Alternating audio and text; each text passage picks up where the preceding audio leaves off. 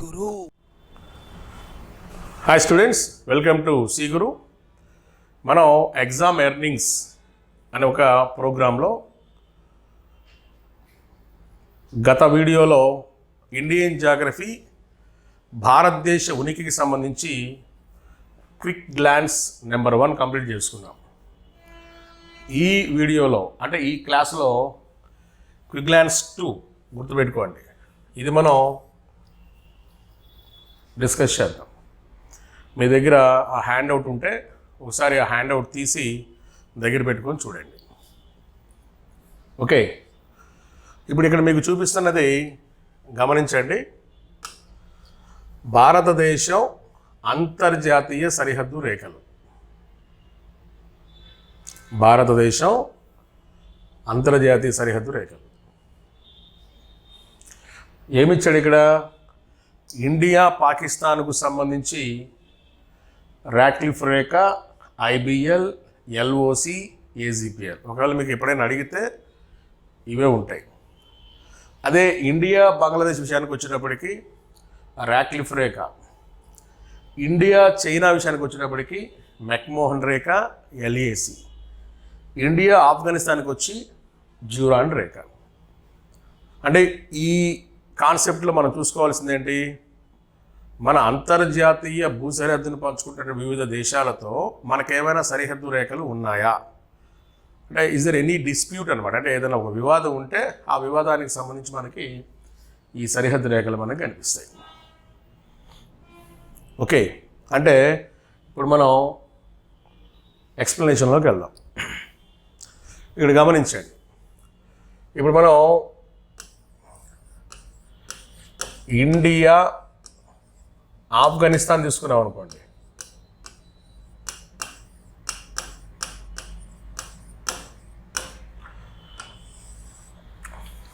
ఈ ఇండియా ఆఫ్ఘనిస్తాన్ మనం తీసుకున్నప్పుడు ఒకసారి ఇక్కడ గమనించండి. ఇది భారతదేశం యొక్క చివరి ఉత్తర భాగం. అంటే వన్స్ అపాన్ అంటే మనకి జమ్మూ అండ్ కాశ్మీర్, కానీ ఇప్పుడు ఏమైంది? అది ఆ జమ్మూ అండ్ కాశ్మీర్ 2 ప్రాంతాలకు విడిపోయింది. ఏది? ఇదిగోండి, ఈ ప్రాంతం జమ్మూ అండ్ కాశ్మీర్ గాను ప్రజెంట్ మనం పిలుస్తున్నది. ఈ మిగిలిన ప్రాంతం మొత్తం, ఇది మొత్తం దేనిగా? లడఖ్గా విడిపోయింది. ఇప్పుడు మనకి ఆఫ్ఘనిస్తాన్తో సరిహద్దు అన్నప్పుడు ఏమ్మా, ఇదిగోండి ఈ ఏరియా ఆఫ్ఘనిస్తాన్ సరిహద్దు అవుతుంది. ఈ కొద్ది భాగం మాత్రమే ఆఫ్ఘనిస్తాన్ సరిహద్దు. అంటే ఇది ఆఫ్ఘనిస్తాన్ దేశం, గుర్తుంచుకోండి. ఇదేంటి? ఇది పాకిస్తాన్. ఇది ఏనాను ఇక్కడ మనం గమనించాల్సినటువంటి అంశం, ఇది ఆఫ్ఘనిస్తాన్. అంటే ఆఫ్ఘనిస్తాన్తో కేవలం మనకు ఒకే ఒక ప్రాంతంతో, అది కూడా ఏంటి? లడఖ్ అనే కేంద్రపాలిత ప్రాంతంతో సరిహద్దు ఉంది ప్రజెంట్. వన్స్ అపాన్ అంటే ఏమనే వాళ్ళం? ఒకే ఒక రాష్ట్రంతో, ఇది జమ్మూ అండ్ కాశ్మీర్తో అని. ఇప్పుడు కొద్దిగా దాన్ని మీరు అప్డేట్ చేయండి. ఏంటి? జమ్మూ కాశ్మీర్ కాదు, ఇప్పుడు లడఖ్ అనే కేంద్రపాలిత ప్రాంతంతో సరిహద్దు ఉంది. ఈ క్రమంలో ఇక్కడ మనం గుర్తించాల్సిన సరిహద్దు రేఖగా తీసుకున్నట్లయితే ఇదిగోండి ఈ ఏరియా, ఇది సరిహద్దు రేఖ. అంటే ఇక్కడ అభ్యర్థులు గమనించాల్సింది ఏంటి? ఇక్కడ కానీ మీరు గమనిస్తే ఇది ఈ కొద్ది ప్రాంతం కానీ తీసుకుంటే, ఈ కొద్ది ప్రాంతం మాత్రమే ఇండియాకి ఆఫ్ఘనిస్తాన్కి మధ్య ఉన్న సరిహద్దు రేఖ. ఈ మిగిలిందంతా దేనికి సంబంధించింది? ఇండియాకి కాదు, ఇక్కడ పాకిస్తాన్ ఆఫ్ఘనిస్తాన్ సంబంధించిన సరిహద్దు రేఖ. అంటే రేఖ ఒకటే, కానీ ఇక్కడ మీకు చూపించినటువంటి ఈ గ్రీన్ లైన్ ఉంది కదా, ఈ గ్రీన్ లైన్ పేరు డ్యూరాండ్. ఏంటమ్మా? డ్యూరాండ్ రేఖ. ఈ డ్యూరాండ్ రేఖ ఎవరెవరి మధ్యలో ఉంది? ఇండియాకు ఆఫ్ఘనిస్తాన్కు, లేదా పాకిస్తాన్కు ఆఫ్ఘనిస్తాన్కి మధ్యలో ఉంది. బీ క్లియర్గా ఉండండి. ఇండియాకు ఆఫ్ఘనిస్తాన్కు మధ్య, లేదా పాకిస్తాన్కు ఆఫ్ఘనిస్తాన్కి మధ్య మనకి సరిహద్దు రేఖ కనిపిస్తుంది.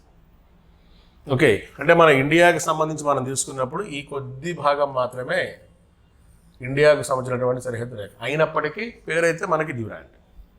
ఒకవేళ దీని గురించి ఇంకా అప్డేట్ అడిగితే బ్రిటిష్ వారి కాలంలో, ఎవరి కాలంలో? బ్రిటిష్ వారి కాలంలో లాన్స్ డౌన్, ఎవరండి? లాన్స్ డౌన్ అనే గవర్నర్ జనరల్ కాలంలో ఈ సరిహద్దు రేఖ గుర్తించబడింది. ఏదైనా మిమ్మల్ని అప్డేట్ అడిగితే. So the line Durand lies in between India, Afghanistan, at the same time Pakistan and Afghanistan also. అలానే మరొకటి ఏంటి? పాకిస్తాన్ తీసుకుందాం. పాకిస్తాన్తో భారత్ సరిహద్దులో అన్నప్పుడు ఫస్ట్ ఆఫ్ ఆల్ ఇది గమనించు. ఏంటి ఇది? పాకిస్తాన్తో ఉన్న సరిహద్దు ప్రాంతం ఇది మొత్తం. ఈ క్రమంలో నువ్వు జాగ్రత్తగా గమనిస్తే ఏమేమి రాష్ట్రాలు ఉన్నాయో ఒకసారి చూడండి. ఇక్కడ గుజరాత్ ఉంది, రాజస్థాన్ ఉంది, పంజాబ్ ఉంది. అలానే 2 కేంద్రపాలిత ప్రాంతాలు ఏంటవి? జమ్మూ అండ్ కాశ్మీర్, అలానే లడఖ్. Jammu and Kashmir and Ladakh. అంటే గతంలో ఈ రెండింటిని కలిసి మనం పిలిచింది ఏంటి? జమ్మూ అండ్ కాశ్మీర్. అయితే ఇక్కడ మన కాన్సెప్ట్ ఏంటి? సరిహద్దు రేఖలు. ఏంటమ్మా? సరిహద్దు రేఖలు. ఈ సరిహద్దు రేఖలు కేవలం మీకు ఈ జమ్మూ అండ్ కాశ్మీర్ అంటే ఏంటి? ప్రజెంట్ జమ్మూ అండ్ కాశ్మీర్ లడఖ్ ఉంది కదా, ఆ ప్రాంతంలోనే మాత్రమే ఉన్నాయి. ఆ ప్రాంతంలో మాత్రమే ఉన్నాయి. ఏంటవి అంటే ఇప్పుడు మనం జమ్మూ కాశ్మీర్ ఈ విధంగా తీసుకుంటే, అంటే జమ్మూ కాశ్మీర్ లడఖ్ ప్రాంతాన్ని మనం ఈ విధంగా తీసుకుంటే, ఏది ఈ మొత్తం ఇలా మనం తీసుకున్నట్లయితే ఇక్కడ మనకి రేఖల్ని ఇలా కంటిన్యూ చేసుకుంటూ వెళ్ళచ్చు. ఏంటి? ఇక్కడి నుంచి ఇక్కడ ఒక రేఖ, అలానే ఈ ప్రాంతం నుంచి ఈడొక రేఖ, ఈ ప్రాంతం నుంచి ఈడొక రేఖ. ఓకే, ఇక్కడ ఇది పూర్తిగా జమ్మూ అండ్ కాశ్మీర్ సంబంధించిన భూభాగంలో ఉంది ఈ రేఖ. ఏది? ఈ రేఖ. ఏంటి ఈ రేఖ పేరు అంటే దీన్ని మనం ఐబిఎల్ అని పిలుస్తాం. ఇంటర్నేషనల్ బోర్డర్ లైన్ అంటాం. అదే అక్కడి నుంచి మనం దీన్ని తీసుకున్నాం అనుకోండి, ఏది ఈ కొద్దిగా తీసుకున్నాం అనుకోండి, దీన్ని ఎల్ఓసి అని పిలుస్తాం. ఏమని పిలుస్తాం? ఎల్ఓసి, లైన్ ఆఫ్ కంట్రోల్ అంటాం. అదే మనం దీన్ని తీసుకున్నాం అనుకోండి, దీన్ని మనం పిలిచే పేరు ఏజిపిఎల్ అంటాం. ఏమంటాం? ఏజిపిఎల్. అంటే ఇక్కడ అభ్యర్థులు అర్థం చేసుకోవాల్సింది ఏంటి సార్ అంటే, ఆక్రమించబడిన ప్రాంతాలు అంటే ఏంటి? ఈ ఏరియా ఇంతవరకు తీసుకుంటే ఇది ఒక ఆక్రమించబడిన ప్రాంతం, దీనికి సంబంధించిన సరిహద్దు రేఖ ఐబిఎల్. అలానే ఈ ఏరియా ఇలా మనం తీసుకున్నాం అనుకోండి, ఇది ఒక ఆక్రమించబడిన ప్రాంతం ఇంతవరకు. దీన్నే చాలామంది పిలిచే పేరు ఏంటి సార్ అంటే పిఓకే అంటారు. ఏమంటారు? పిఓకే. అలానే ఈ పైకి వెళ్ళామనుకోండి, ఇక్కడ ఆక్రమించిన ప్రాంతం ఇంకోటి ఉంది ఈ ఏరియాలో. దీన్ని అందరు పిలిచే పేరు ఏంటి సార్ అంటే దీన్ని సియాచిన్ అంటారు. ఇక్కడ మనకి అది జనావాస ప్రాంతం కాదు కాబట్టి అదంతా మీకు ఇంపార్టెంట్ లేదు. కానీ ఎల్ఓసి పరంగా నువ్వు చదువుకోవాలనుకున్నప్పుడు ఇండియా పాకిస్తాన్ మధ్య ప్రజెంట్ లడఖ్ ఉంది కదా, లడఖ్ ప్రాంతంలో కనిపిస్తున్న ఎల్ఓసి అనే రేఖ వద్ద పాకిస్తాన్ ఆక్రమించినటువంటి భూభాగం పేరేంటి అంటే పిఓకే, పాక్ ఆక్యుపైడ్ కాశ్మీర్. అలానే లడఖ్లో ఇండియా పాకిస్తాన్ మధ్య ఉన్నటువంటి సరిహద్దు రేఖ అయినటువంటి ఏజిపిఎల్ వద్ద పాకిస్తాన్ ఆక్రమించిన భూభాగం ఏంటంటే సియాచిన్. ఇదొక ప్రముఖ హిమనీ నదం. ప్రపంచంలో ఎత్తైన ప్రాంతంలో ఉన్న హిమనీ నదం ఇదే. ఏంటది? సియాచిన్. ఇది సుమారు 75 కిలోమీటర్ల పొడవైన హిమనీ నదం. అందుకే హిమాలయాలలో పొడవైన గ్లేసియర్ అంటారు, అంటే పొడవైన హిమనీ నదం అంటారు. ప్రపంచంలో ఎత్తైన హిమనీ నదం అని కూడా పిలుస్తారు. ఇక్కడ యుద్ధాలు జరుగుతున్నాయి కదా, ఏది ఇండియా పాకిస్తాన్ మధ్య, ఏజీపీఎల్ సాక్షిగా. అందుకే ప్రపంచంలో ఎత్తైన యుద్ధ క్షేత్రం అని కూడా పిలుస్తారు. ఎవరు పిలుస్తారు? ఎత్తైన యుద్ధ క్షేత్రం అని పిలుస్తారు. ఏందేని? సియాచిన్. కానీ ఇక్కడ ఉన్న సరిహద్దు రేఖ ఇరు దేశాలు గుర్తించినవి AGPL, actual ground position line. Actual ground position line. అలానే POK అంటే ఏంటి? పాక్ ఆక్యుపైడ్ కాశ్మీర్. మొదటి ఇండో పాక్ యుద్ధం 1947-48లో జరిగింది. ఈ మొదటి ఇండో పాక్ యుద్ధ ఫలితంగా ఆ రోజు మనం పాకిస్తాన్కి కోల్పోయిన భూభాగం లేదా పాకిస్తాన్ ఆక్రమించుకున్న భూభాగం పేరేంటి? అలానే పిలుస్తున్నాం, పాక్ ఆక్రమిత కాశ్మీర్, పాక్ ఆక్యుపైడ్ కాశ్మీర్. అక్కడ గుర్తించబడిన సరిహద్దు రేఖ ఏంటి? LOC, the line of control. Line of control, నియంత్రణ రేఖ. AGPL, actual ground position line, వాస్తవ అధీన రేఖ. ఏమా, ఇది అభ్యర్థులు జాగ్రత్తగా గమనించాలి. ఓకే, IBL జస్ట్ ఇది గుర్తుంచుకోండి. ఇటీవలి కాలంలో ఇది ఉనికిలో లేకపోయినా జస్ట్ నీకు చెప్తున్నా, ఎప్పుడైనా రప్చర్ అయినప్పుడు ఇంకా మిమ్మల్ని ఇబ్బంది పెడితే, ఏమా IBL ఎక్కడి నుంచి ఎక్కడి దాకా ఉంది, LOC ఎక్కడి నుంచి ఎక్కడి దాకా ఉంది, AGPL ఎక్కడి నుంచి ఎక్కడి దాకా ఉంది అనే క్వశ్చన్స్ కూడా అడగవచ్చు. అలా అడిగితే గుర్తుపెట్టుకోండి. మళ్ళీ ఒక్కసారి మీరు జమ్మూ కాశ్మీర్ ప్రాంతాన్ని ఇలా తీసుకున్నాం అనుకోండి, మనం ఏమన్నాం? ఇక్కడి నుంచి ఇక్కడికి ఒక సరిహద్దు రేఖ, అవునా? ఇక్కడి నుంచి ఇక్కడికి ఒక సరిహద్దు రేఖ, ఇక్కడి నుంచి ఇక్కడికి ఒక సరిహద్దు రేఖ తీసుకుందాం. జస్ట్ గుర్తుగా గుర్తుంచుకోండి. ఇక్కడి నుంచి ఇక్కడ వరకు ఉన్నటువంటి ఈ ప్రాంతాలను కానీ మనం గమనిస్తే సవాయ్ నుండి మాధోపూర్ వరకు, సవాయ్ నుంచి మాధోపూర్ వరకు కనిపించే సరిహద్దు రేఖ పేరు IBL, ఇంటర్నేషనల్ బోర్డర్ లైన్. అలానే ఈ మాధోపూర్ నుంచి NJ9842 శిఖరము వరకు అని మీకు వచ్చిందనుకోండి ఎగ్జాంపుల్ ఎప్పుడైనా. మాధోపూర్ నుంచి NJ అంటే నార్త్ జమ్మూ అని 9842 ఆ శిఖరానికి ఇచ్చిన నెంబర్. అక్కడ వరకు ఉన్నటువంటి సరిహద్దు రేఖ అన్నారు అనుకోండి. ఈ సరిహద్దు రేఖను పిలిచే పేరు ఏంటి సార్ అంటే LOC అంటాం. ఏమని పిలుస్తాం? LOC అంటాం. లేదు ఇంకా మనం ఎగువకి వెళ్దాం అన్నాం అనుకోండి, ఏంటిది ఇక్కడ? NJ9842 నుంచి ఇందిరా కాల్ వరకు. మీకు తెలుసు భారతదేశం యొక్క చివరి ఉత్తరపు కోన ఏంటి? ఇందిరా కాల్. ఈ ఇందిరా కాల్ వరకు ఉన్న సరిహద్దు రేఖ ఏంటి అంటే ఏమనొచ్చు? AGPL. నేను ఇంతకు ముందు ఉన్నటువంటి దీంట్లోనే చెప్పొచ్చు నేను ఇది, కానీ ఆల్రెడీ మనం రాస్తున్నాం కదా, నీకు క్లమ్జీగా ఉంటుందని చెప్పి నేను సపరేట్గా రాస్తాను. ఏంటి? The line IBL in between Savoy and Madhopur. అంటే సవాయ్ నుంచి మాధోపూర్ వరకు ఉన్నది ఏంటి? IBL. మాధోపూర్ నుంచి NJ9842 శిఖరం వరకు ఉన్నదేంటి? LOC. NJ9842 నుంచి ఇందిరాకాల్ వరకు ఉన్నదేంటి? AGPL. ఓకేనా? లేదు సార్ నాకు ఇక్కడ ఆక్రమించిన ప్రాంతాలు కావాలి అంటే ఇక్కడికి రండి. ఏంటి? ఇది ఒక్కడే మీకు అవసరం లేదు, ఈ రెండు గుర్తుపెట్టుకో. POK అనేది LOC వద్ద ఆక్రమించబడిన ప్రాంతం. ఏది? పాకిస్తాన్ చేత.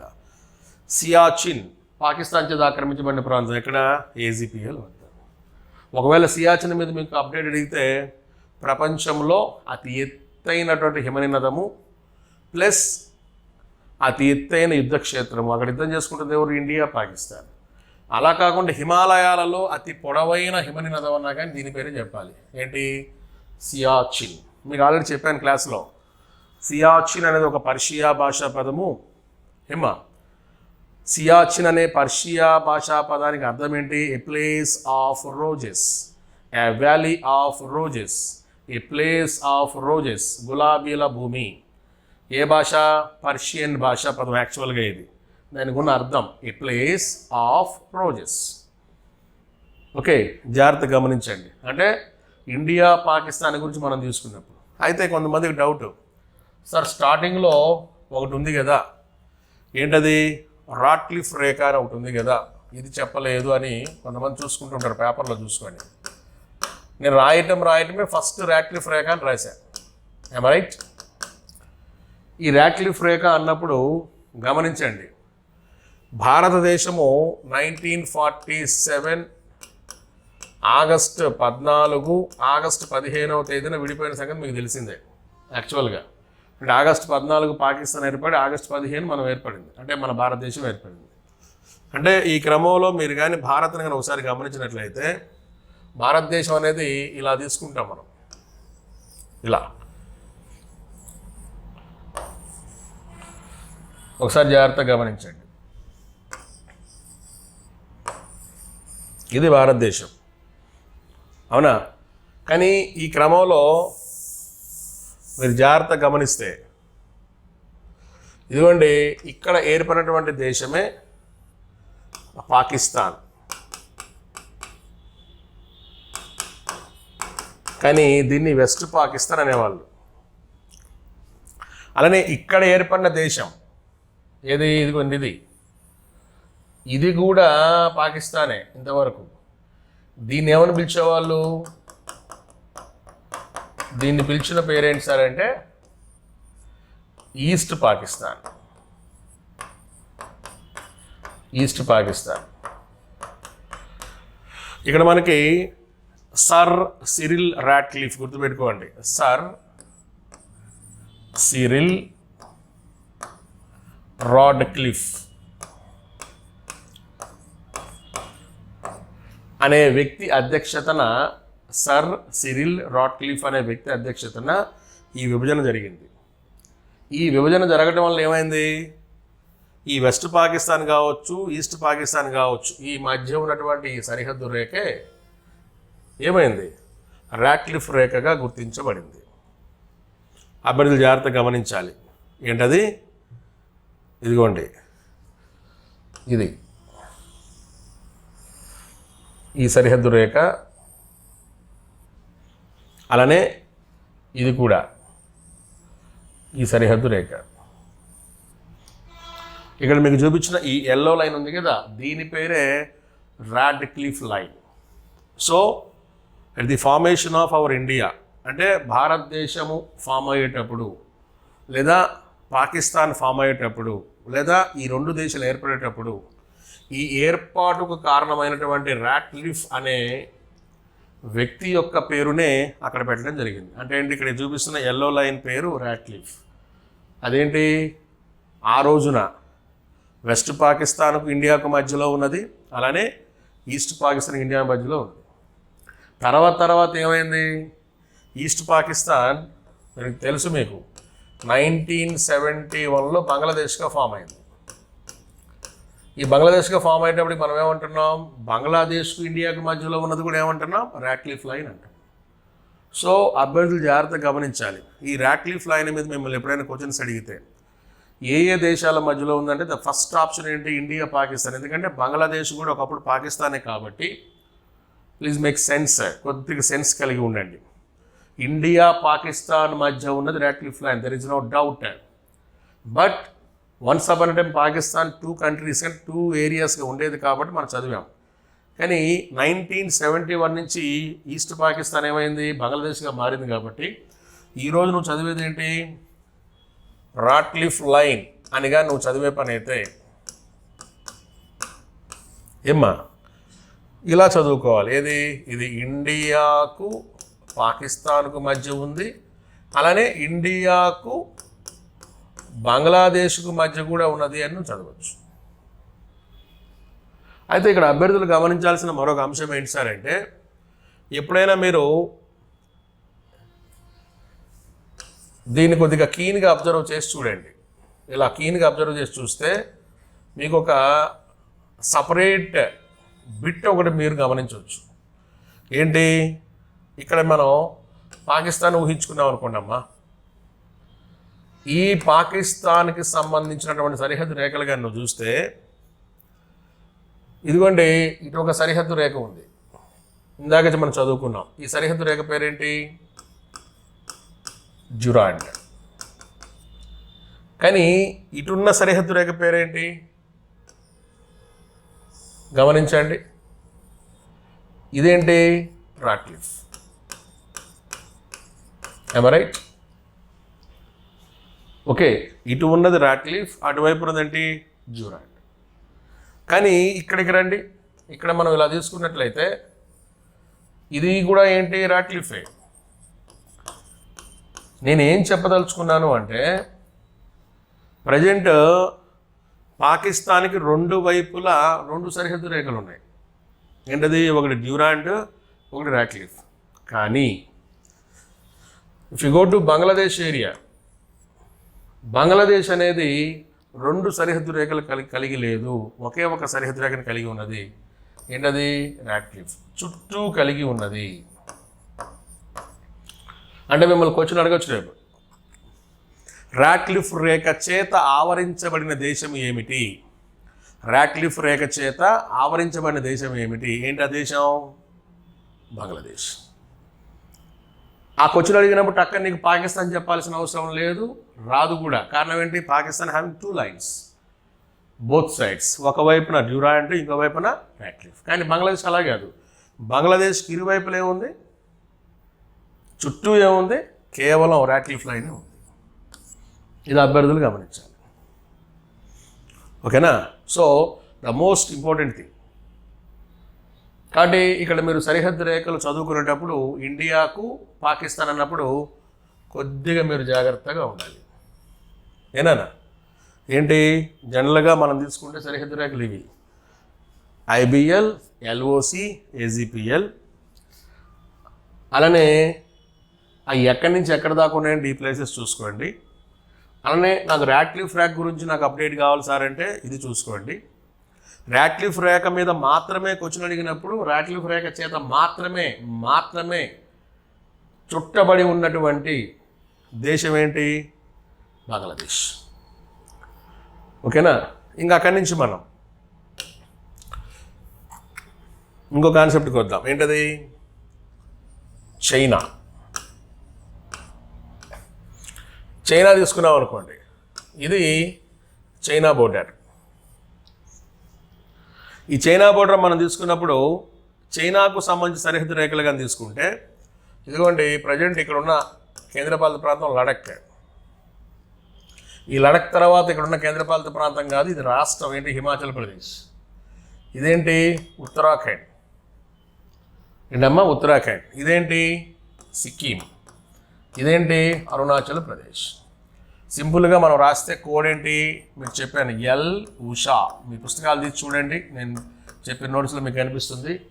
లడక్, యు అంటే ఉత్తరాఖండ్, ఎస్ అంటే సిక్కిం, హెచ్ అంటే హిమాచల్ ప్రదేశ్, ఏ అంటే అరుణాచల్ ప్రదేశ్. L Usha, L Usha. జాగ్రత్తగా గమనించు. అయితే ఇప్పుడు మనకి సరిహద్దు రేఖలు తీసుకున్నప్పుడు జాగ్రత్తగా గమనించండి. లడఖ్లో ఒక సరిహద్దు రేఖ కనిపిస్తుంది, అరుణాచల్ ప్రదేశ్లో ఒక సరిహద్దు రేఖ కనిపిస్తుంది. ఇది చైనా పాయింట్ ఆఫ్ వ్యూలో, ఇది మొత్తం చైనా నువ్వు అనుకుంటే ఏమా, రెండు సరిహద్దు రేఖలు ఏంటవి, ఒకటేమో ఎక్కడ, లడఖ్లో, ఒకటి అరుణాచల్ ప్రదేశ్లో. ఏంటది, ఈ లడఖ్లో ఉన్నటువంటి సరిహద్దు రేఖ పేరే LAC. అరుణాచల్ ప్రదేశ్లో ఉన్న సరిహద్దు రేఖ పేరే మెక్ మోహన్ రేఖ. మెక్ మోహన్ రేఖ. సార్ నాకు ప్రాంతాలు కావాలి. ఏంటి, ఇక్కడ ఆక్రమించుకున్న ప్రాంతం ఉంది కదా, లేదా ఇక్కడ ఆక్రమించిన ప్రాంతం ఉంది కదా, ప్రాంతాలు కావాలి. ఏంటి ప్రాంతాలు? లడఖ్లో చైనా ఆక్రమించిన ప్రాంతం ఆక్సాయ్ చిన్.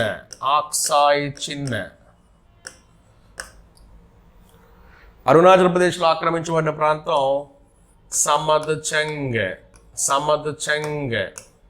ఇది పలకడానికి కష్టంగా ఉంటే నాతో పలకండి. సమద్చెంగ్ అంటే అరుణాచల్ ప్రదేశ్లో చైనా ఆక్రమించిన ప్రాంతం. ఆక్సాయ్ చిన్ అంటే లడఖ్లో చైనా ఆక్రమించిన ప్రాంతం. అదే సియాచిన్ అంటే లడఖ్లో పాకిస్తాన్ ఆక్రమించిన ప్రాంతం. ఇక్కడ ఉంది చూడండి.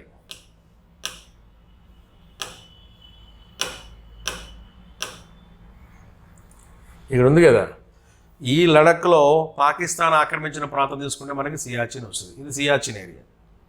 అలా కాదు, చైనా ఆక్రమించిన ప్రాంతం కావాలి అంటే ఏమొస్తుంది? ఆక్సాయ్ చిన్ వస్తుంది. ఇవి మనకి వివిధ దేశాలతో, ముఖ్యంగా ఇండియాకు సంబంధించి చైనాతో, పాకిస్తాన్తో, బంగ్లాదేశ్తో ఉన్న సరిహద్దు రేఖలు. ఇదే కదా మనం డిస్కస్ చేసుకుందాం. ఒకసారి గమనించండి. ఇండియా పాకిస్తాన్ రాట్లిఫ్ రేఖ, అలానే IBL international border line, LOC line of control, AGPL actual ground position line, అలానే ఇండియా బంగ్లాదేశ్ రాట్లిఫ్ రేఖ, ఇండియా చైనా మెక్మోహన్ రేఖ, ఎల్ఏసి, ఇండియా ఆఫ్ఘనిస్తాన్ జురాన్. ఇది వీడియోనే కదా, మీరు రివైండ్ చేసుకొని చూసుకోండి, మీకు ఐడియా వస్తుంది. అలానే ఇక్కడ నేను మీతో డిస్కస్ చేసినవి ఏంటి? వివాదాస్పద ప్రాంతాలు. ఆల్రెడీ మీకు చెప్పాను, మళ్ళీ ఒకసారి చూపిస్తాను. ఇక్కడ ఒకసారి చదువుతాను చూడండి. ఇండియా పాకిస్తాన్ మధ్య ఉన్నటువంటి వివాదాస్పద ప్రాంతాలు అన్నప్పుడు ఏమిచ్చాడు? పిఓకే ఇచ్చాడు. పాక్ ఆక్రమిత కాశ్మీర్ అంటే పిఓకే, గుర్తుపెట్టుకో. అలానే సియాచిన్ ఇచ్చాడు, ఆల్రెడీ మీకు చెప్పాను. ఇండియా బంగ్లాదేశ్ మధ్య తీన్ బిగా సిలిగురి, ఇది చెప్పాలి, ఇప్పుడు చెప్తాను. ఇండియా చైనా మధ్య ఆక్సాయ్ చిన్, నాథులా, సమద్చెంగ్. ఈ ఆక్సాయ్ చిన్ ఇప్పుడు చెప్పేసి ఆల్రెడీ మీకు. సమద్చెంగ్ కూడా మీకు చెప్పేశాను. అంటే సరిహద్దు రేఖల దగ్గర మనకు వచ్చింది. ఇంకా మనకు మిగిలింది ఏంటి? ఇండియా బంగ్లాదేశ్ మధ్య వివాదాస్పద ప్రాంతాలు, ఇండియా చైనా మధ్య ఉన్నటువంటి ప్రత్యేకమైన ప్రాంతం నాథులా. ఇవి ఒకసారి చూద్దాం. ఏనన్నా ఒకసారి మీరు జాగ్రత్తగా గమనించండి. ఇప్పుడు మనకు కావాల్సింది ఏంటి? వివాదాస్పద ప్రాంతాలను మనం పరిశీలించినప్పుడు,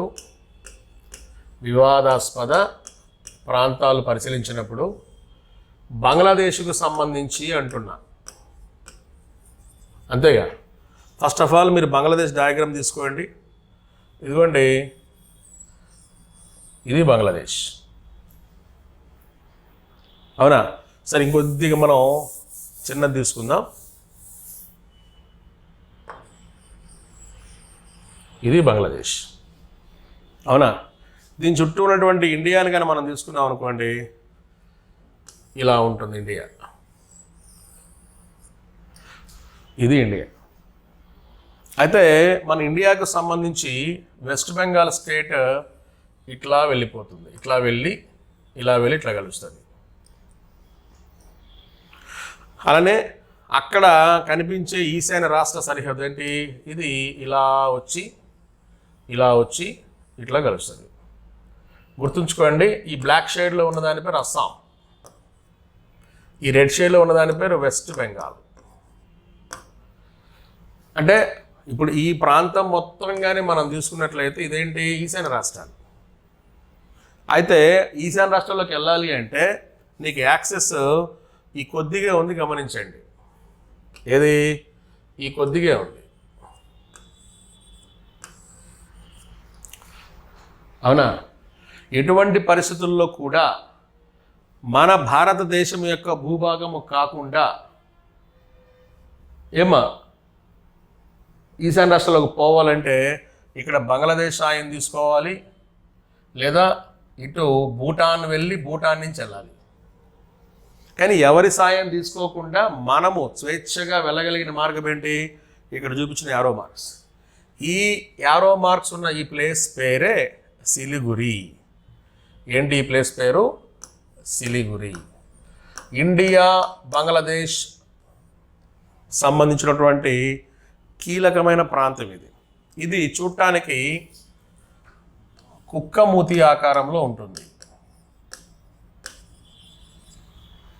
ఏ ఆకారంలో ఉంటుంది? కుక్కమూతి ఆకారంలో ఉంటుంది. ఈ కుక్కమూతి ఆకారంలో ఉండుట వలన అభ్యర్థులు గమనించాలి, ఇది కొద్దిగా హాట్ టాపిక్గా మారిందా అంటే అలా అని కూడా కాదు. ఈ బంగ్లాదేశ్కు సంబంధించినటువంటి ఈ ఏరియా ఉంది కదమ్మా, ఈ ఏరియాని చాలామంది ఏమంటారంటే చికెన్ నెక్ అంటారు. ఏమంటారు? చికెన్ నెక్ అని పిలుస్తారు. ఇండియా బంగ్లాదేశ్ మధ్య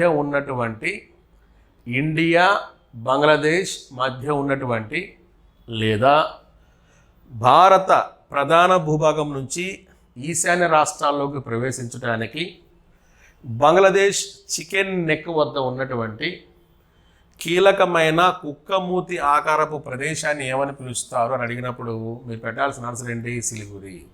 ద మోస్ట్ డిస్ప్యూట్ ఏరియా, ప్రముఖ వివాదాస్పద ప్రాంతంగా ఉన్నది. ఏంటది? సిలిగురి. మొన్న కూడా అడిగాడు, రీసెంట్గా అడిగిన గ్రూప్ 2 ఎగ్జామ్లో కూడా దీని మీద మనకి ప్రశ్న వచ్చింది. ఓకేనా? అభ్యర్థులు ఇది కొద్దిగా జాగ్రత్తగా గమనించాలి. అలానే మరొకటి ఏంటి? 3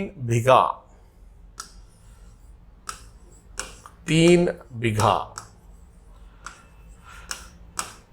బంగ్లాదేశ్ని మీరు జాగ్రత్తగా గమనిస్తే ఇప్పుడు మనం బంగ్లాదేశ్ అనగానే ఇలా బొమ్మ వేసేస్తాం టక్కని, కానీ కొద్దిగా మనం దీన్ని జూమ్ చేసామనుకోండి, జూమ్ చేసినప్పుడు ఇట్లా ఉండొచ్చు ఏరియా, ఇలా ఏరియా ఉండొచ్చు. యాక్చువల్గా మనకి మ్యాప్లోకి వెళ్తే మీకు ఇట్లానే కనిపిస్తుంది. ఓకేనా? ఇట్లా మనం ఈ ఏరియాని తీసుకున్నప్పుడు జాగ్రత్తగా గమనించండి. ఇదిగోండి ఇక్కడ ఉంది ఒక ప్రాంతం అనుకుందాం. ఈ ప్రాంతాన్ని ఇంకా మనం జూమ్ చేసామనుకోండి, ఆటోమేటిక్గా ఏమవుతుంది? ఇది భారతీయ ప్రాంతం అయినప్పటికీ ఏంటి? ఈ 3 బిఘా ఉంది కదా, ఇది భారతీయ ప్రాంతం అయినప్పటికీ పరిసర ప్రాంతాలు ఏది? ఇటు కానీ ఇదంతా బంగ్లాదేశ్ ప్రాంతము కావటం వలన అక్కడ ఉన్నటువంటి ఆ గ్రామానికి ఏమవుతుంది సార్ అంటే బంగ్లాదేశ్ వాళ్ళ యొక్క ప్రభావం ఎక్కువ ఉంటుంది. ఇప్పుడు మనం మీరు తెలుగు వాళ్ళు అయి ఉంటే మీ చుట్టూ హిందీ వాళ్ళు ఉన్నారు అనుకోండమ్మా, ఆటోమేటిక్గా మీ ఇంట్లో చిన్న చిన్న కిడ్స్కి చిన్నప్పటి నుంచి హిందీ వచ్చేస్తుంది. అంటే వేరే భాషా ప్రజల మధ్య మనం బతుకుతూ ఉంటే ఎక్కువగా మన ఊళ్ళల్లో మనం చూస్తూనే ఉంటాం. కొంతమంది హిందూస్ అయినప్పటికీ ముస్లిం వార్డ్స్లో బతుకుతూ ఉంటారు. ముస్లిం ఉన్న ఏరియాలో వాళ్ళకి ఆటోమేటిక్గా ఆ ఉర్దూనో వాళ్ళు మాట్లాడే భాష, వ్యవహారిక భాష వచ్చేస్తుంది. రాయలేరు కానీ అనర్గళంగా మాట్లాడగలుగుతారు. అంటే అదేంటి? ఇంపాక్ట్ అనమాట. ఇక్కడ కూడా జరిగింది ఏంటి? ఈ 3 బిఘా అనే ప్రాంతం ఈ ఏరియాలో ఉండటం వలన వీళ్ళకి ఇండియా కంటే కూడా బంగ్లాదేశ్ యొక్క ప్రభావం ఎక్కువ ఉండటం వలన ఇక్కడ ఉన్న ప్రజలకి ఆటోమేటిక్గా బంగ్లాదేశ్ మీద అభిమానం ఎక్కువ. కానీ వీళ్ళు ఎందులో ఉన్నారు? భారత్లో ఉన్నారు. ఈ క్రమంలో ఏమైంది? ఇక్కడ ఉన్నటువంటి ఈ 3 బిఘా ప్రజలు ఎప్పుడూ బంగ్లాదేశ్ అనుకూలవాదులుగా ఉండేవాళ్ళు. ఇది ఒక చిన్న ఫుట్బాల్ గ్రౌండ్ అంత ఉంటుంది అంతే. అది తర్వాత కాలంలో ఇది చిన్న చిన్న వివాదాలుగా మారి పెద్ద వివాదంగా మారింది. ఏంటి? ఇండియాలో ఉంటూ మరొక దేశాన్ని మీరు ఏ విధంగా పొగుడుతారు అనేది. ఇది రప్చర్ కాకుండా మన భారతదేశం ఏం చేసింది? ఈ 3 బిఘా అనే ప్రాంతాన్ని వాళ్ళు ఏ దేశాన్ని అయితే పొగుడుతున్నారో అక్కడ ప్రజలు అదే దేశానికి ఏం చేసింది సార్ అంటే ఈ ప్రాంతాన్ని 999 సంవత్సరాలకు ఏం చేసింది? లీజుకి ఇవ్వటం జరిగింది. ఇటీవలి కాలంలో కొద్దిగా ఈ ఏరియాలో ఆంక్షలు సడలించి అటు ఇటు కొద్దిగా వర్తక వాణిజ్యాలు కూడా స్టార్ట్ అయిపోయినాయి. అందుకని ఈ ప్రశ్న చాలాసార్లు అడిగారు.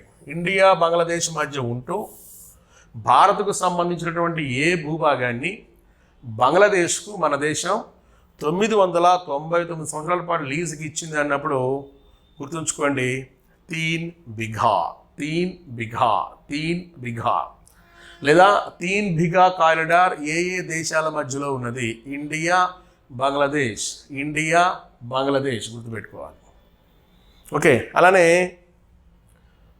సిలిగురి అని అనుకోండి, ఇండియా యొక్క ప్రధాన భూభాగానికి ఇండియా యొక్క ఈశాన్య రాష్ట్రాలకి మధ్యలో ఉన్నటువంటి కీలకమైన కుక్కమూతి ఆకారం ఏమిటి, లేదా కుక్కమూతి ఆకారపు ప్రాంతం ఏమిటి అంటే ఆన్సర్ ఏం పెడతారు?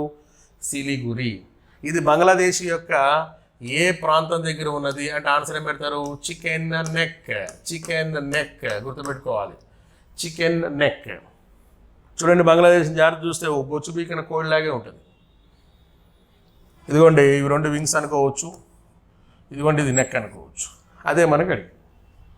నెక్స్ట్ ఇంకోటి ఏంటి మీకు డిస్కషన్ పెట్టింది, వివాదాస్పద ప్రాంతాలు తీసుకున్నప్పుడు ఇండియా చైనా మధ్య ఉన్నటువంటి పాస్ ఏంటది? నాథులా పాస్. ఈ నాథులా పాస్ అనగానే టక్కని మీకు గుర్తుకు రావాల్సింది ఏంటంటే, జాగ్రత్తగా గమనించండి, ఈ రాష్ట్రం మీరు గుర్తుపెట్టుకోవాలి. నాథులా అనగానే మీకు సిక్కిం రాష్ట్రం గుర్తుకు రావాలి. ఇండియా చైనా మధ్య వర్తక వాణిజ్యాల కోసం, ఇండియా చైనా మధ్య వర్తక వాణిజ్యాల కోసం సిక్కిం రాష్ట్రంలో ఓపెన్ చేయబడిన ప్రముఖ కనుమ ఏంటది? నాథులా. నాథులా, నాథులా గుర్తుపెట్టుకోవాలి. ఏ రాష్ట్రంలో? సిక్కిం రాష్ట్రంలో ఓపెన్ చేయబడినటువంటి కనుమ ఏంటది? నాథులా. నాథులా పాస్. అంటే ఈ నాథులా పాస్ ఎందుకు సార్ మనం సపరేట్గా చెప్పుకోవాల్సి వస్తుంది అంటే, యాక్చువల్గా 1975లో 22వ రాష్ట్రంగా భారతదేశంలో సిక్కిం రాష్ట్రం చేర్చబడింది. కానీ as per Chinese atlas, as per world atlas ప్రకారము సిక్కిం భారత్లో 2005లో చేర్చబడింది. ఇందులో ఏది నిజం? ఇది రాజ్యాంగం ప్రకారం నిజం, ఇది అంతర్జాతీయ చట్టాల ప్రకారం ఇది నిజం. అంటే ఇక్కడ జరిగింది ఏంటి సార్ అంటే, ఈ సిక్కిం రాష్ట్రాన్ని మనం తీసుకున్నప్పుడు ఇలా ఉంటుంది మనకి సిక్కిం ప్రాంతం. ఇది సిక్కిం. ఏమ్మా, ఈ పైన మీరు జాగ్రత్త చూస్తే ఇదిగోండి ఇదంతా దేని కిందకు వస్తుంది సార్ అంటే, ఇది నేపాల్ కిందకు వస్తుంది. అలానే ఇది దేని కిందకు వస్తుంది సార్ అంటే, ఇది భూటాన్ కిందకు వస్తుంది. ఇంక ఈ మధ్యలో మీకు కనిపిస్తుంది కదా ఏంటి, ఈ ఏరియా ఇది దేని కిందకు వస్తుంది అంటే, ఇది మొత్తం ఏంటి, చైనా కిందకు వస్తుంది. ప్రపంచంలో అత్యధికంగా కాపీ క్యాట్గా ఉంటూ, అంటే ఏంటి, డూప్లికేట్ వస్తువులను తయారు చేసి అమ్మే దేశంగా చైనా గుర్తింపు ఉంది. ఈ క్రమంలో చైనాకి తెలిసి వచ్చింది ఏంటి సార్ అంటే, తన యొక్క ప్రొడక్ట్స్ను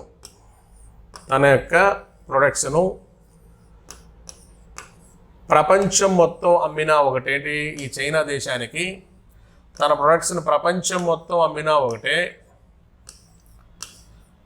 లేదా భారతదేశానికి అమ్మినా ఒకటే అని తర్వాత నిదానంగా తెలిసి వచ్చింది చైనాకి. కారణం ఏంటి, అత్యధిక జనాభా ఉన్న దేశం, at the same time purchasing power parity పరంగా భారతదేశం ఎక్కువగా ఫస్ట్ ప్లేస్లో ఉంటాడు, కొనుగోలు సామర్థ్యం ఎక్కువ మనకి. కానీ ఇండియన్స్ ఏంటి, ఎక్కువగా అవసరం కోసం మాత్రమే వస్తువు వాడతారు, కానీ ఎటువంటి పరిస్థితుల్లో బ్రాండ్ జోలికి వెళ్ళరు. అంటే బ్రాండింగ్ అనేది ఇండియాలో చాలా తక్కువ ఉంటుంది, వాళ్ళకి పని జరిగితే చాలు. అందుకని చైనా అనుకున్నది ఏంటి, ఇండియాకి అవసరమైన వస్తువులను డూప్లికేట్ తయారు చేసినా కానీ ఈ వస్తువులు ఖచ్చితంగా ఇండియా ఏం చేస్తుంది, కొంటది. అవునా? అంటే ఇండియాకి ఏం చేయాలి, తక్కువ ధరకిస్తే చాలు, క్వాలిటీతో కూడా సంబంధం లేదు. నువ్వు తక్కువ ధరకి ఇచ్చావంటే ఆటోమేటిక్గా ఇండియాకి వస్తువులు మనం ఈజీగా అమ్ముకోవచ్చు. సో చైనా రెడీ అయింది. అంటే ఏంటి, ఎట్లాగూ డూప్లికేట్సే కాబట్టి డూప్లికేట్ వస్తువు ఎలా తయారు చేయొచ్చు, తక్కువగా చేయొచ్చు, మరి మార్కెట్ చేయాలి. ఇలా మార్కెట్ చేసే క్రమంలో ఇండియా బిగ్ మార్కెట్కి కనపడుతూ ఉంది. ఎందుకు, ఇండియన్స్కి సంబంధించినటువంటి అవసరానికి మాత్రమే వస్తువుని కొనుక్కుంటారు, బ్రాండింగ్ కోసం వెళ్ళరు కాబట్టి. సో దీనికోసం చైనా చేసినటువంటి చిన్న జిమ్మిక్ ఏంటి, మీకు సిక్కిం రాష్ట్రం ఎప్పటి నుంచో మీది అని చెప్తున్నారు కాబట్టి మీరేం చేస్తారంటే ఇరు దేశాల మధ్య ఉన్నటువంటి నాథులా అనే కనుమను కానీ మీరు తెలిసినట్లయితే ఏంటమ్మా ఇక్కడ ఉన్నటువంటి ఈ కనుమను కానీ మీరు ఓపెన్ చేసినట్లయితే ఈ కనుమ ద్వారా మా యొక్క వస్తువులను మీరు లోపలికి కానీ రానిచ్చినట్లయితే భారతీయ వస్తువులని మీరు చెప్పుకుంటున్న ఏది సిక్కిం మాది అని మీరు చెప్పుకుంటారు కదా, ఆ సిక్కింని మీకు ఇచ్చేస్తామని చెప్పి 2003లో చైనా ప్రపోజల్ పెట్టింది. ఈ ప్రపోజల్ వెనక ఏమున్నది, ఇక్కడ ఉన్న నాథులా అనే పాస్ ఉంది కదా, ఈ నాథులా అనే కనుమను మీరు తెలిస్తే చాలు, అంటే వస్తువులను మేము మీ దాంట్లో డంప్ చేసుకుంటాం. ఇలా డంప్ చేసుకున్నందుకు మీరు చెప్పుకుంటున్న సిక్కిం నిజంగా మీదే అవుతుందని గమనించండి. ఈ ప్రస్తావన పెట్టింది 2003లో ఈ ప్రపోజల్. 2005లో సిక్కిం భారత్లో అంతర్భాగం అయిపోయింది. అంటే ఈ మధ్యలో ఉన్న ఈ 2 సంవత్సరాల వ్యవధిలో ఏం జరిగింది, మన భారతదేశం ఆమోదం ఇచ్చేసింది ఎవరికి, చైనాకి. ఎప్పుడైతే ఇలా ఆమోదం ఇవ్వడం జరిగిందో చైనా వస్తువులన్నీ భారత్లోకి డంప్ అయినాయి. అంటే ఎట్లా, ఇండియా చైనాకు మధ్య సిక్కిం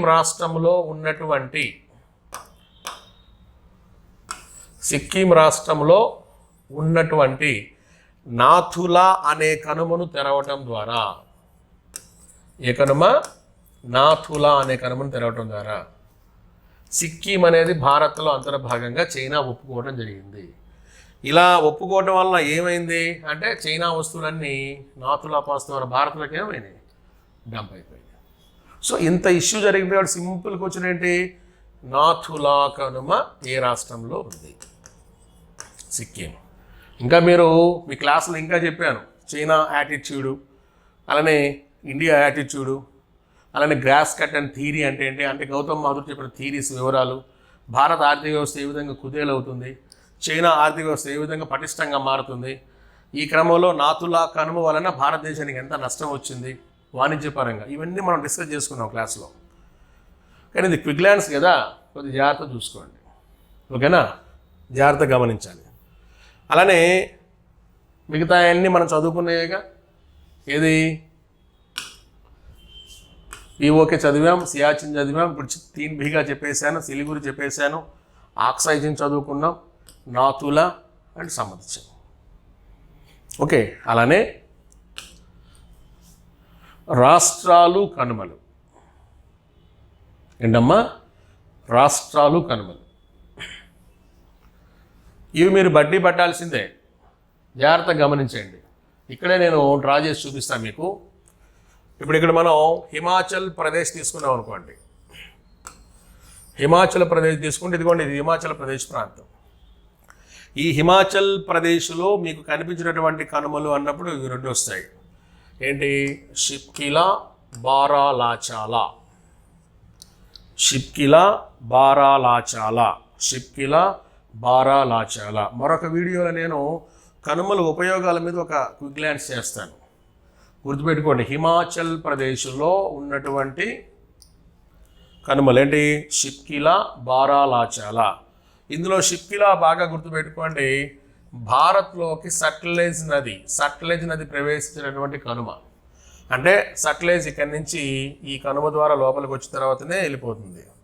భారత్లోకి సట్లెజ్ నది ప్రవేశించే ప్రముఖ కనుమ ఏంటి, షిప్కిలా. ఏంటమ్మా, షిప్కిలా.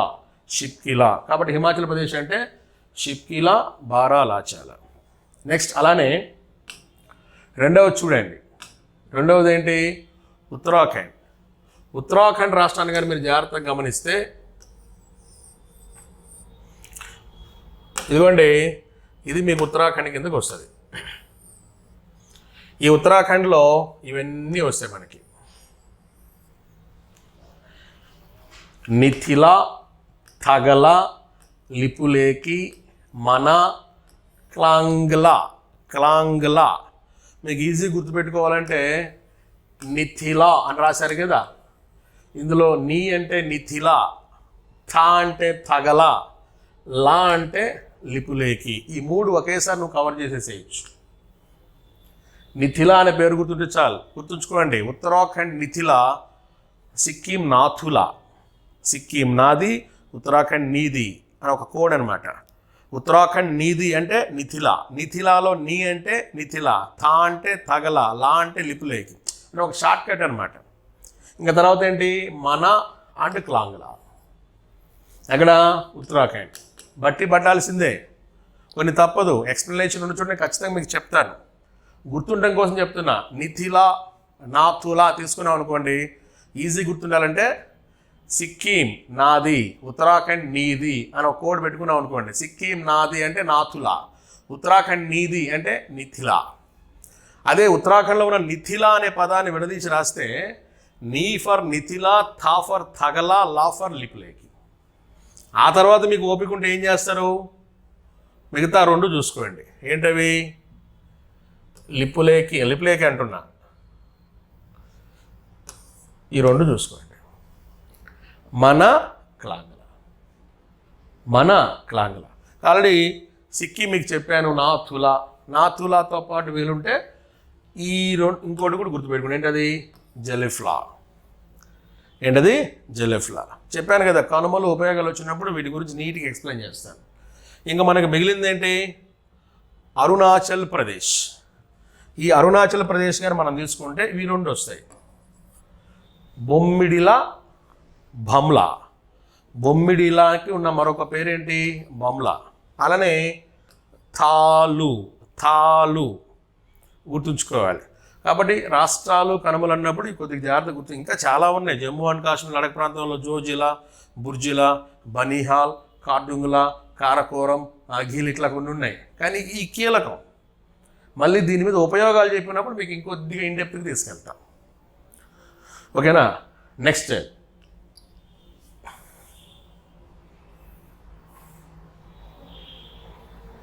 గమనించండి, పేజీ తిప్పండి. ట్రై జంక్షన్స్ ఆఫ్ ఇండియా అని ఉంది. ఈ ట్రై జంక్షన్స్ మీకు ఏమేమి ఇచ్చానో ఇక్కడ చూడండి. Kalapani, India, China, Nepal. డోక్లాం లేదా Donglang, India, China, Bhutan. Thalu, India, China, Myanmar. అంటే ఇక్కడ మీరు జాగ్రత్తగా గమనిస్తే ఇండియా, చైనా కామన్గా వస్తున్నాయి చూడండి. ఇక్కడ చివరిలో ఒక దేశం మారుతుంది. అవునా? ఒక్కసారి మీకు డయాగ్రామ్లో చూపిస్తాను, జాగ్రత్తగా చూడండి. ఇప్పుడు మనం భారతదేశాన్ని ఇలా తీసుకున్నాం అనుకోండి.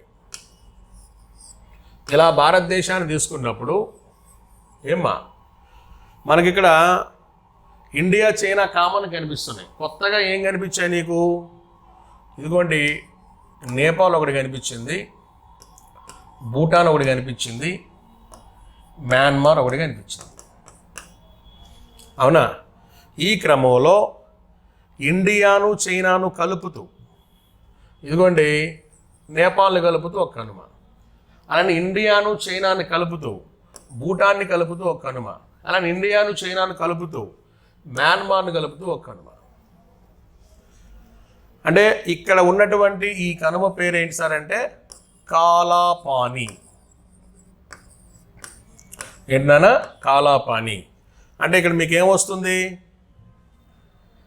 India plus China plus Nepal. జాగ్రత్త గమనించాలి. అలానే ఇక్కడ చూడండి, ఇదేంటి? డోక్లాం లేదా మరొక పేరు డోంగ్లాంగ్. అవునా? ఇక్కడేమొచ్చాయి? India plus China plus Bhutan. అందుకే ట్రై అంటున్నా. ట్రై అంటే 3 కదా. అలానే ఇక్కడికి వచ్చేటప్పటికి ఈ ప్రాంతాన్ని గమనించండి. ఈ ప్రాంతం తీసుకుంటే దీని పేరేంటి? థాలు. థాలు. ఇక్కడేం కనిపిస్తాయి? India plus China plus Myanmar, 3 దేశాలు. సో జాగ్రత్తగా గమనించాలి. India, China, Nepal Kalapani, India, China, Bhutan Doklam లేదా Donglang, India, China, Myanmar Thalu. These are all tri junctions of India. అక్కడ ఇండియా, చైనా కామన్. నేపాల్ వచ్చి కూర్చుంటే కాలాపాని, భూటాన్ వస్తే డోక్లాం, మయన్మార్ వస్తే థాల్. ఓకే, అభ్యర్థులు జాగ్రత్తగా గమనించాలి. నెక్స్ట్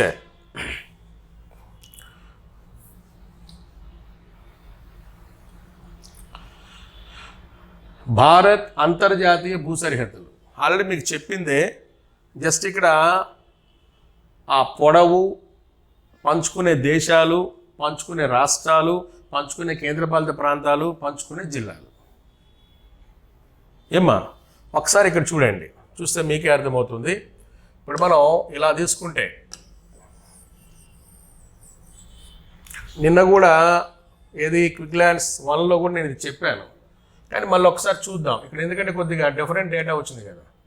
అంతర్జాతీయ భూ సరిహద్దు పొడవు ఎంత? 15,106.7 కిలోమీటర్స్. పంచుకునే దేశాలు 7 అన్నాడు. ఏంటది? Pakistan 1, Afghanistan 2, China 3, Nepal 4, Bhutan 5, Bangladesh 6, Myanmar 7. టాలీడే. పంచుకునే రాష్ట్రాల సంఖ్య అన్నాడు.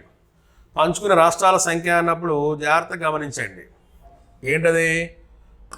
గుజరాత్, రాజస్థాన్, పంజాబ్, హిమాచల్ ప్రదేశ్, ఉత్తరాఖండ్, ఉత్తరప్రదేశ్, బీహార్, వెస్ట్ బెంగాల్, సిక్కిం. ఎన్ని వచ్చినాయి లెక్క? 1, 2, 3, 4, 5, 6, 7, 8, 9. అంటే ప్రధాన భూభాగంలో ఒక 9 కనిపిస్తున్నాయి. ప్లస్ ఈశాన్య రాష్ట్రాల సంఖ్య ఎంత అమ్మా? 7. 9 + 7 ఎంత? 16. టాలీడ్. ఇది కూడా ఇది వీడియోనే కదా, జాగ్రత్త చూసుకోండి. ఇటువైపు ఏంటి? గుజరాత్, రాజస్థాన్, పంజాబ్. ఈ ఉత్తరాన ఏంటి? హిమాచల్ ప్రదేశ్, ఉత్తరాఖండ్, ఉత్తరప్రదేశ్, బీహార్, వెస్ట్ బెంగాల్, సిక్కిం.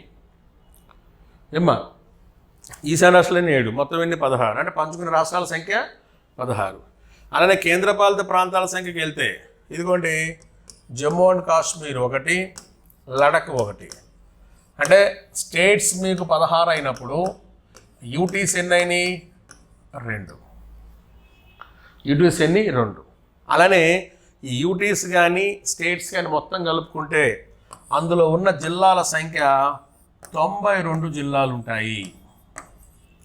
92 జిల్లాలు ఉంటాయి. సో పంచుకునే దేశాల సంఖ్య 7. ఏనా? పంచుకునే రాష్ట్రాల సంఖ్య ఒకప్పుడు 17, కానీ ఇప్పుడు ఒకటి తగ్గింది, అందుకే 16. పంచుకునే కేంద్రపాలిత ప్రాంతాల సంఖ్య, ఒక తగ్గిన రాష్ట్రం తీసి మనం విడదీశాం కదా కేంద్రపాలిత ప్రాంతాలు, అందుకే 2. పంచుకునే జిల్లాల సంఖ్య 92. మినిస్ట్రీ ఆఫ్ హోమ్ అఫైర్స్ నుంచి తీసినటువంటి డేటా ఇది. ఆ డేటాని ఇంకా మీరు జాగ్రత్తగా చూస్తే ఇక్కడ చూడండి, దేశాలు కూడా ఇక్కడే ఇచ్చేసేసాను. మీరు కానీ తెలుసుకోవాలనుకునే పని అయితే ఏమ్మా, ఇది రీసెంట్గా మినిస్ట్రీ ఆఫ్ హోమ్ అఫైర్స్ నుంచి నేను తీసినటువంటి డేటా. ఏంటి? బంగ్లాదేశ్తో ఉన్నటువంటి సరిహద్దు పొడవు అన్నప్పుడు 4096.7. చైనాతో ఉన్న సరిహద్దు పొడవు అన్నప్పుడు 3488. పాకిస్తాన్తో ఉన్న సరిహద్దు పొడవు అన్నప్పుడు 3323. నేపాల్తో ఉన్న సరిహద్దు పొడవు 1751. మయన్మార్తో ఉన్న సరిహద్దు పొడవు 1643. భూటాన్తో ఉన్న సరిహద్దు పొడవు 699. ఆఫ్ఘనిస్తాన్తో ఉన్న సరిహద్దు పొడవు 106. మనం గత వీడియోలో ఏం చెప్పుకున్నాం? పొడవైన సరిహద్దు కలిగిన దేశం బంగ్లాదేశ్, తక్కువ సరిహద్దు కలిగిన దేశం ఆఫ్ఘనిస్తాన్ చెప్పుకున్నాం. కానీ గమనించండి, ఒకవేళ మొదటి 3 స్థానాల్లో ఉన్నవి అన్నప్పుడు ఏమొస్తాయి? ఏంటి? బంగ్లాదేశ్, చైనా, పాకిస్తాన్. బంగ్లాదేశ్, చైనా, పాకిస్తాన్ గుర్తుపెట్టుకోవాలి. అంటే యాక్చువల్గా నేను దీనికి ఒక కోడ్ పెట్టాను, కొద్దిగా హిందీలో కానీ మనం గుర్తుపెట్టుకుంటే బచ్పన్. ఏంటది?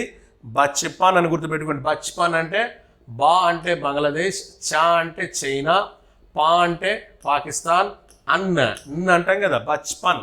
బచ్పన్ అంటే చిన్నపిల్లవాడని బచ్పన్ అంటాం, చిన్న వయసు అని. బచ్పన్ MBA అనే కోడ్ గుర్తుపెట్టుకోండి. బచ్పన్ MBA. చిన్నతనం అంటే మనం బచ్పన్ అంటాం. MBA. ఎం అంటే మయన్మార్, బి అంటే భూటాన్, ఏ అంటే ఆఫ్ఘనిస్తాన్. అంటే ఈజీగా మీకు గుర్తుండాలి అంటే ఈ కోడ్ గుర్తుపెట్టుకో. ఏంటది? బచ్పన్. ఏంటమ్మా మీరు గుర్తుంచుకోవాల్సింది? బచ్పన్. బా బంగ్లాదేశ్, చా చైనా, పా పాకిస్తాన్, అంటే నేపాల్. ఎంబీఏ అన్నప్పుడు ఏమొస్తుంది మనకి? ఎం అంటే మయన్మార్, బి అంటే భూటాన్, ఏ అంటే ఆఫ్ఘనిస్తాన్. అంటే మొదటి 3 స్థానాల్లో ఉన్న దేశాలు అన్నప్పుడు ఏంటది? బంగ్లాదేశ్, చైనా, పాకిస్తాన్. ఈ 3 మాత్రమే మీకు దగ్గర దగ్గర 3000+ ఉంటాయి. గుర్తుపెట్టుకుని మిగతా అన్ని కామన్. సో హైయెస్ట్ అన్నప్పుడు బంగ్లాదేశ్, లీస్ట్ అన్నప్పుడు ఆఫ్ఘనిస్తాన్. ఓకే, గుర్తుంచుకోండి. మినిస్ట్రీ ఆఫ్ హోమ్ అఫైర్స్ నుంచి తీసిన డేటా ఇది. ఈ మొత్తం కలిపితే ఎంత మనకి? 15,000. ఈ మొత్తం కలిపితే 15,106.7 కిలోమీటర్లు మనకు కనిపిస్తుంది. నెక్స్ట్ గమనించు. భారత్ను ఆవరించున్న ఏకైక మహాసముద్రం హిందూ మహాసముద్రం. అవునా? అంటే ఇప్పుడు మీరు ఇక్కడ తీసుకున్నారు అనుకోండి, ఇండియాని ఇలా మనం తీసుకున్నప్పుడు ఇదిగోండి ఈ చుట్టూ కనిపించే సముద్రమే మనకి హిందూ మహాసముద్రం. యాక్చువల్గా ఇందులో భాగాలు ఇదేంటి? బే ఆఫ్ బెంగాల్, ఇదేంటి? అరేబియా. ఇటువంటి హిందూ మహాసముద్రాన్ని మనం ప్రపంచవ్యాప్తంగా తీసుకున్నాం అనుకోండి. ఏమ్మా ఇలా ప్రపంచవ్యాప్తంగా తీసుకున్నప్పుడు ఇది ఆఫ్రికా, ఇదేంటి? ఆసియా. ఇలా మనం తీసుకున్నప్పుడు ఇక్కడ ఎక్కడో ఆస్ట్రేలియా ఉంటుంది, ఇక్కడ ఇండోనేషియా ఉంటుంది కదా. ఇది మొత్తం ఈ హిందూ మహాసముద్రమే. ఇది మొత్తం ఇలా హిందూ మహాసముద్రం ఆవరించిన దేశాల సంఖ్య దగ్గర దగ్గర 46 దేశాలు. అదే మీకు ఇక్కడ ఇచ్చింది. భారత్ను హిందూ మహాసముద్రం సుమారు 46, అంటే భారత్తో సహా ఇండియాతో కలిపి అన్నప్పుడు. ఇటువంటి హిందూ మహాసముద్రంలో మనకు కనిపించే దేశాలు ఏంటంటే సముద్రాలు ఏంటి? అరేబియా, బంగాళాఖాతం, అండమాన్. అది ఎలానో చూపిస్తా చూడండి. ఇప్పుడు మనం భారత్ జల సరిహద్దు తీసుకున్నాం అనుకోండి. ఇలా మనం తీసుకున్నప్పుడు ఇక్కడ మనకి దీవులు కూడా ఉన్నాయి కదా. గమనించు, ఇక్కడ ఉన్నటువంటి అరేబియా, ఇక్కడ ఉన్నటువంటి బంగాళాఖాతం, ఇక్కడ ఉన్నటువంటి అండమాన్ సముద్రం, ఈ 3 కూడా ఎందులో భాగాలు? ఇండియన్ ఓషన్ లేదా హిందూ మహాసముద్రంలో భాగాలు. Arabia, bay of Bengal, Andaman. యాక్చువల్గా మనం ప్రపంచపటం తీసుకున్నాం అనుకోండి. ఇలా ప్రపంచపటం మొత్తంగానే మనం తీసుకున్నట్లయితే ఏమ్మా ఇక్కడ మనకు కనిపిస్తుంది కదా మన దేశం. ఇప్పుడు ఇక్కడ చూడండి, యాక్చువల్గా హిందూ మహాసముద్రంలో ఉన్న భాగాలు కానీ మనం తీసుకుంటే, ఇది హిందూ మహాసముద్రం అనుకుంటే, ఇందులో భాగాలు ఇదిగోండి. ఇక్కడ ఒక సముద్రం ఉంది, ఈడొక సముద్రం ఉంది, ఈడొక సముద్రం ఉంది, ఇక్కడ ఒక సముద్రం ఉంది, ఈడొక సముద్రం ఉంది. ఏంటి ఇప్పుడు మనం చదువుకోవాల్సినవి? ఇది అరేబియా, ఇది బే ఆఫ్ బెంగాల్, ఇది అండమాన్ మన భారత్కి సంబంధించి. కానీ ఇంకా ఇక్కడికి వెళ్ళామనుకోండి, ఇది పర్షియన్ గల్ఫ్, ఇదేంటి? ఎర్ర సముద్రం. ఓకే, హిందూ మహాసముద్రంలో భాగాలైన సముద్రాలు ఇవి. సో మన భారతదేశంలో కనిపించే సముద్రాలు ఏంటి? అరేబియా, బంగాళాఖాతం, అండమాన్. ఏనా? అదే నేను మీకు ఇక్కడ గ్లాన్స్లో ఇచ్చింది. ఏంటది? మన భారత్ను ఆవరించున్న సముద్రాలు అన్నప్పుడు ఇవి. యాక్చువల్గా ఇవి ఎందులో భాగాలు? హిందూ మహాసముద్రంలో భాగాలు. ఇంకా మీకు నెక్స్ట్ క్విక్ గ్లాన్స్లో ఈ జలసరిహద్దు మీద తీరరేఖలు, తీరరేఖ మీద అధికారం ఏంటో కదా, అవి మనం డిస్కస్ చేద్దాం. ఓకే, మీ దగ్గర హ్యాండ్ అవుట్ పోగొట్టుకోమాకండి. నెక్స్ట్ ఇంకోటి, ఎవరైతే మన దగ్గర ఆన్లైన్ తీసుకొని ఉన్నారో వాళ్ళకి ఈ పీడిఎఫ్స్ అడుగుతున్నారు. ఇవి ఆన్లైన్ వాళ్ళ కోసం కాదు, మీకు ఏదో లబ్ధి పొందుతారని చెప్పి నేను వీడియో చేస్తున్నాను తప్ప, ఇది పక్కా మన దగ్గర ఎవరైతే ఆఫ్లైన్ బ్యాచ్ జాయిన్ అయి ఉన్నారో వాళ్ళ కోసం చేస్తున్న ప్రోగ్రామ్. ఇది exclusively for offline students. Online స్టూడెంట్స్కి నేను మ్యాక్సిమం మీకు ఎంత తగ్గించాలో అంత తగ్గించే ఫీజు. అలానే మీరు పరీక్షలు అవి రాసుకుంటూ ఉన్నారు, మీ కోర్సెస్ మీది, అవునా? మీకు ఇవ్వటం పాసిబిలిటీ లేదు ఇక్కడ. ఎందుకంటే ఇక్కడ ఉన్నారు ఆఫ్లైన్ మనతో పాటు వచ్చి అసోసియేట్ నడుస్తున్నారు కాబట్టి వాళ్ళకి బూస్టప్ ఇవ్వడం కోసం, వాళ్ళని స్టడీ అంటే దగ్గరుండి చదివించుకోవడం కోసం మేము చేస్తున్న ప్రోగ్రామ్ ఇది. ఓకే, ఇవి మీకు ఆన్లైన్ వాళ్ళకి పీడిఎఫ్ ఇవ్వటం కుదరదు, గుర్తుంచుకోండి. మీరు ఏదైనా యూజ్ చేసుకుంటే ఈ వీడియో చూసి యూజ్ చేసుకోవడం తప్ప మరొక దారి అయితే లేదు. కానీ ఆఫ్లైన్ వాళ్ళకైతే మాత్రం పీడిఎఫ్ ఉంటుంది కాబట్టి ఇది దగ్గర పెట్టుకొని మీరు ప్రశాంతంగా ప్లాన్ చేసుకోండి. ఇది భారత అంతర్జాతీయ జల సరిహద్దులు, ఇక్కడ మనం డిస్కస్ చేసింది అంతర్జాతీయ భూ సరిహద్దులు, అలానే సరిహద్దు రేఖలు, సరిహద్దు వివాద ప్రాంతాలు, రాష్ట్రాలు, కనుమలు. ఓకే, నెక్స్ట్ వీడియోలో మనం ఈ జల సరిహద్దుని కొద్దిగా ఎక్స్టెన్షన్ ఉంది కదా, అందులో కోర్ పాయింట్స్ ఒకసారి మనం చూద్దాం. Okay, thank you so much.